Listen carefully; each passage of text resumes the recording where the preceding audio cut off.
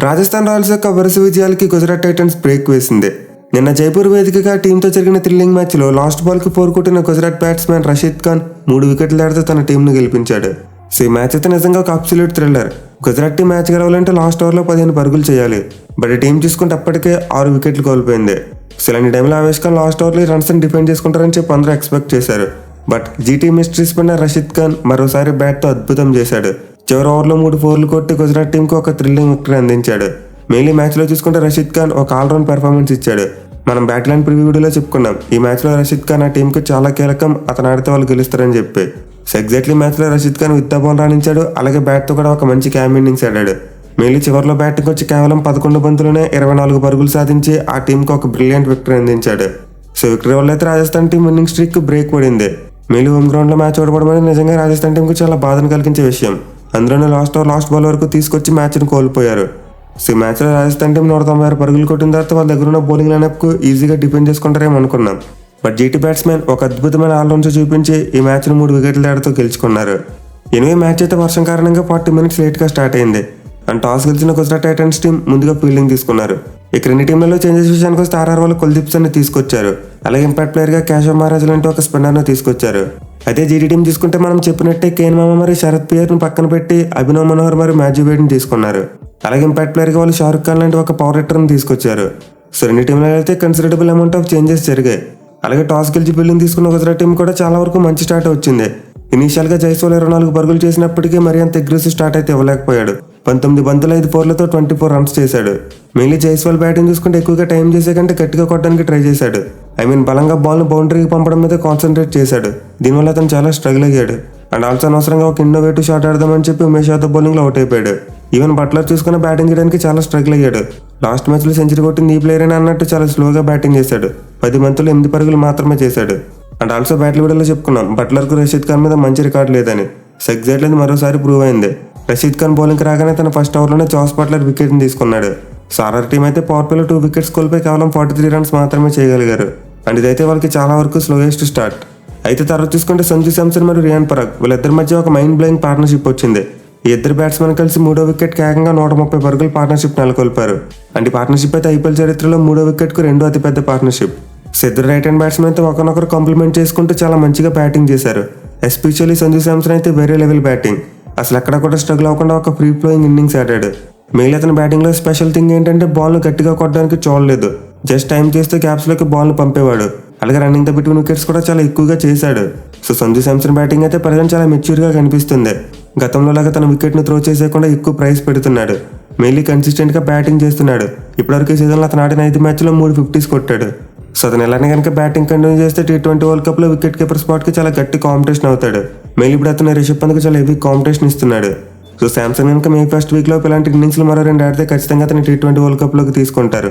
ఒకవేళ main wicket కీపర్గా కాకపోయినా at least backup కీపర్గా అయినా సరే అతని స్క్వాడ్లోకి తీసుకునే ఛాన్స్ ఉంటుంది. ఇక అతనితో పాటు రియాన్ పరాగ్ కూడా నిజంగా అద్భుతమైన బ్యాటింగ్ చేశాడు. ఈ సీజన్లో తన ఫామ్ను కంటిన్యూ చేస్తూ మరో 50 కొట్టాడు. అయితే ఇన్నింగ్స్లో చూసుకుంటే పరాగ్ ఇనిషియల్గా చాలా స్ట్రగుల్ అయ్యాడు. ఒక ఎండ్లో శాంసన్ ఫ్రీ ఫ్లోయింగ్ బ్యాటింగ్ చేస్తుంటే పరాగ్ మాత్రం ఎక్కువగా హిట్టింగ్ చేయలేకపోయాడు. మెయిన్ ఇనిషియల్గా చూసుకుంటే అతని స్ట్రైక్ రేట్ అరౌండ్ 120 మాత్రమే ఉంది. బట్ ఆ టైంలో అలాంటి ఇన్నింగ్స్ అవసరం, ఎందుకంటే ఆర్ఆర్ టీం క్విక్ టైంలో 2 వికెట్లు కోల్పోయింది. సో ఎండ్లో ఎలానో శాంసన్ అగ్రెసివ్గా ఆడుతున్నాడు కాబట్టి అతని ఎండ్లో రియాన్ పరాగ్ అతనికి మంచి యాంకర్ ఇన్నింగ్స్ సపోర్ట్ ఇచ్చాడు. బట్ స్టార్టింగ్లో కొంతవరకు స్లోగానే ఆడినప్పటికీ క్రీజులో సెట్ అయిన తర్వాత మాత్రం బీభత్సమైన హిట్టింగ్ చేశాడు. మెయిన్లీ డెత్ ఓవర్స్లో మరోసారి తన పవర్ చూపించాడు. సో రియాన్ పరాగ్ 48 బంతుల్లో 3 4లు మరియు 5 6ల సాయంతో 76 పరుగులు చేశాడు. అండ్ ఈ సీజన్లో అతనికి 5వ మ్యాచ్లో 3వ half century. So present Samson మరియు పరాగ్ ఆర్ఆర్ బ్యాటింగ్ లైనప్లో ది స్ట్రాంగెస్ట్ పిల్లర్స్. వీళ్ళిద్దరు నిజంగా ప్రతి మ్యాచ్లో కూడా చాలా కన్సిస్టెంట్గా రాణిస్తూ ఆ టీంకి మంచి విజయాలు అందిస్తున్నారు. సో ఇద్దరు బ్యాటింగ్ కారణంగా ఈ మ్యాచ్లో కూడా ఆర్ఆర్ టీం చాలా బిగ్ టోటల్ కొట్టింది. వాళ్ళు నిర్ణీత 20 ఓవర్లలో 3 వికెట్లు మాత్రమే కోల్పోయి 196 రన్స్ కొట్టారు. మెయిన్లీ సంజు శాంసన్ కెప్టెన్గా తన 50th మ్యాచ్ ఆడుతూ ఒక పెద్ద రికార్డుని క్రియేట్ చేశాడు. అదేంటంటే కెప్టెన్గా 50 ఐపీఎల్ మ్యాచ్ ఆడుతూ అత్యధిక ఇండివిజువల్ స్కోర్ కొట్టిన ప్లేయర్గా నిలిచాడు. సో శాంసన్ అయితే ఈ మ్యాచ్లో 38 బంతుల్లోనే 68 పరుగులు చేశాడు.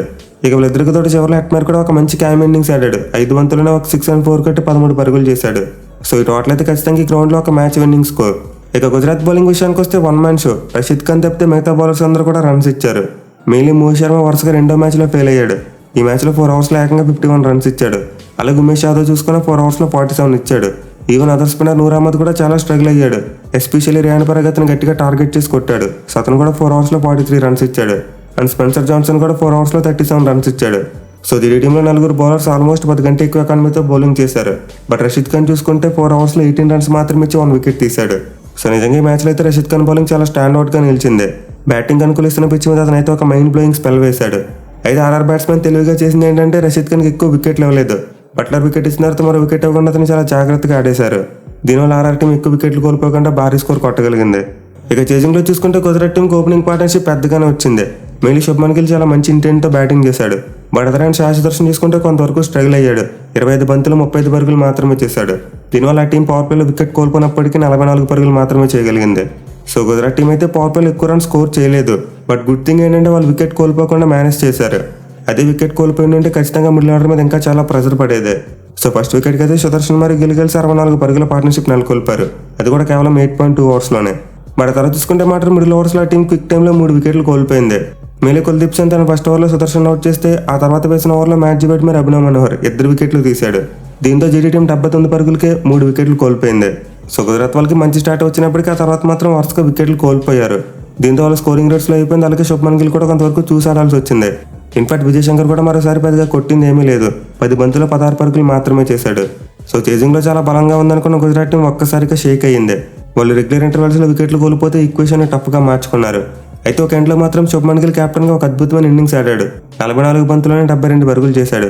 ఎస్పెషల్ ఇన్నింగ్స్ మొత్తాన్ని గైడ్ చేసుకుంటూ వచ్చి 16 ఓవర్ వరకు క్రీజ్లో ఉన్నాడు. సో అతని ప్రెజెన్స్ అయితే జీటీ టీంకి బాగా వర్కౌట్ అయింది.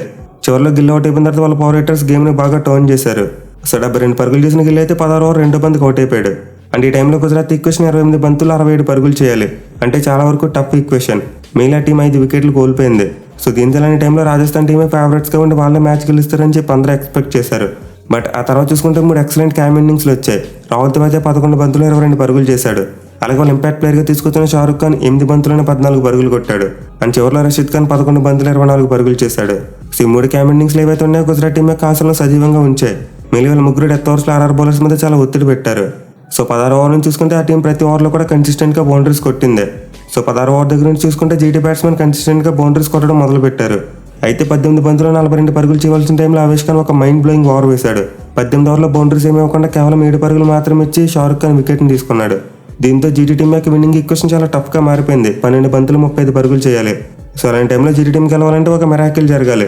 అండ్ ఆ మిరాకిల్ రషీద్ ఖాన్ మరియు రాహుల్ ద్రావిడ్ రూపంలో వచ్చింది. వీళ్ళిద్దరు కలిసి 15 బంతుల వ్యవధిలో 38 పరుగుల పార్ట్నర్షిప్ నెలకొల్పారు. అండ్ ఈ పార్ట్నర్షిప్ కంప్లీట్లీ గేమ్ని మార్చేసింది. ఎస్పెషల్లీ 19th ఓవర్లో చూసుకుంటే వాళ్ళు ఏకంగా 20 రన్స్ కొట్టారు. అలాగే లాస్ట్ ఓవర్లో 15 పరుగులు అవసరమైనప్పుడు రషీద్ ఖాన్ 3 4లు కొట్టి గుజరాత్ టీంని గెలిపించాడు. సో 19th ఓవర్ వేయక ముందు వరకు రాజస్థాన్ టీందే మ్యాచ్. బట్ 19th ఓవర్లో కుల్దీప్ సింగ్ చాలా పూర్ బౌలింగ్ చేశాడు. ఆ ఓవర్లో ఒక నో బాల్తో పాటు 2 వైడ్లు వేశాడు. అండ్ ఆల్సో 3 4లు కూడా సమర్పించుకున్నాడు. సో ఒక్క ఓవర్లో 20 పరుగులు కాకుండా 15 పరుగులు మాత్రం ఇచ్చిందంటే ఈక్వేషన్ వేరేలా ఉండేది. లాస్ట్ ఓవర్లో ఒక 20 రన్స్ కొట్టాలని అంత పెద్దగా మారేది. బట్ ఈ ఓవర్లో మరీ ఎక్కువ రన్స్ రావడం వల్ల చివరి ఓవర్లో టార్గెట్ చిన్నదైపోయింది. బట్ ఎనిమిది మ్యాచ్లో ఆర్ఆర్ బౌలింగ్ చూసుకుంటే బోల్ట్ మరియు కేశవ్ మహారాజ్ వీళ్ళిద్దరు కూడా చాలా పొదుపైన బౌలర్స్.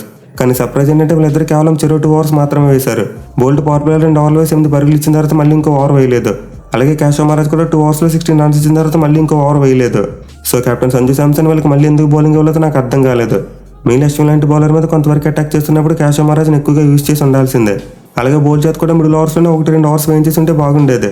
సో పొదుపుగా వేసిన బౌలర్స్ని సంజు శాంసన్ ఎందుకు యూజ్ చేసుకోలేదో నాకైతే అర్థం కాలేదు. అంటే కెప్టెన్గా అతను చేసిన మిస్టేక్ అయితే వాళ్ళని బాగా కాస్ట్ చేసిందే. మేబీ కుల్దీప్ సింగ్కి బాగా బౌలింగ్ పడుతుందని చెప్పి అతను పక్కన పెట్టాడేమో. బట్ స్టిల్ బోల్ట్ లాంటి ఒక ప్రైమ్ బౌలర్కు 2 ఓవర్స్ మాత్రమే ఇవ్వడం చాలా డిసప్పాయింట్ చేసే విషయం. ఎనివే కుల్దీప్ సింగ్తో పాటు చాలా మంచి బౌలింగ్ చేశారు. మేలీ కుల్దీప్ సింగ్ తను వేసిన ఫస్ట్ 3 ఓవర్స్లో 3 వికెట్స్ తీసుకుని 21 రన్స్ మాత్రం ఇచ్చాడు.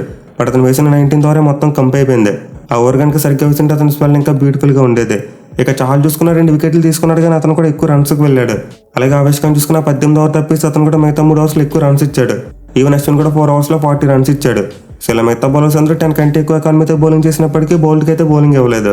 ఎనివే అండ్ 3 చూసుకుంటే మాత్రం గుజరాత్ టీం ఒక థ్రిల్లింగ్ విక్టరీ కొట్టారు. వాళ్ళ బౌలర్స్ ఫెయిల్ అయినా ఫీల్డింగ్ చేతలా ఉన్నా సరే వాళ్ళ బ్యాట్స్మెన్ ఏదోలా పోరాడి మ్యాచ్ని గెలిపించారు. మిగిలిన సీజన్లో చూసుకుంటే గుజరాత్ ఫీల్డింగ్ చాలా వరస్ట్గా ఉంది. వాళ్ళు ఆల్మోస్ట్ 12 క్యాచ్లు డ్రాప్ చేశారు. ఇన్ఫాక్ట్ ఈ మ్యాచ్లో రియాన్ పరాగ్ 0 దగ్గర ఉన్నప్పుడు అలాగే 6 రన్స్ దగ్గర ఉన్నప్పుడు 2 క్యాచ్లు డ్రాప్ చేశారు. అది కూడా 2 వికెట్ కీపర్ మ్యాచ్ జీవోరే డ్రాప్ చేశాడు. అలాగే తర్వాత చూసుకుని ఇంకో 2 క్యాచ్లు మిస్ అయినట్టుకున్నాయి. సో ఈ మ్యాచ్లో లిటరల్లీ రషీద్ ఖాన్ బాల్ మరియు బ్యాట్ అద్భుతంగా రాణించి గుజరాత్ టీంని గెలిపించడని చెప్పుకోవాలి. అండ్ ఈ పెర్ఫార్మెన్స్ వల్ల అతనికి player of the match award కూడా వచ్చింది. ఇక మ్యాచ్ తర్వాత పాయింట్స్ టేబుల్ చూసుకుంటే గుజరాత్ టీం 6 పాయింట్లతో 6వ స్థానానికి దూసుకెళ్లారు. ఈ మ్యాచ్ ముందు వరకు చూసుకుంటే వాళ్ళు 7వ స్థానంలో ఉండేవారు. బట్ ఇప్పుడు ఒక అడుగు ముందుకేసి 6వ స్థానానికి వెళ్లారు. అండ్ రాజస్థాన్ టీంకి చూసుకుంటే వాళ్ళకి సీజన్లో ఇది ఫస్ట్ ఓటమే. బట్ స్టిల్ అందరికంటే ఎక్కువ పాయింట్స్ ఉన్నాయి కాబట్టి వాళ్ళు తమ ఫస్ట్ ప్లేస్ని హోల్డ్ చేసుకుని పట్టుకున్నారు. ఇక క్యాప్స్ విషయానికి వస్తే ఆరెంజ్ క్యాప్ ఎలాంటి మార్పు లేదు. విరాట్ కోహ్లీ యాజ్ యూజువల్గా టాప్లో ఉన్నాడు. బట్ పర్పుల్ క్యాప్ విషయానికి వస్తే మాత్రం చాలా లీడ్లోకి వచ్చాడు. ఈ మ్యాచ్ తర్వాత 10 వికెట్లతో పర్పుల్ క్యాప్ను తన దగ్గర హోల్డ్ చేసి పెట్టుకున్నాడు.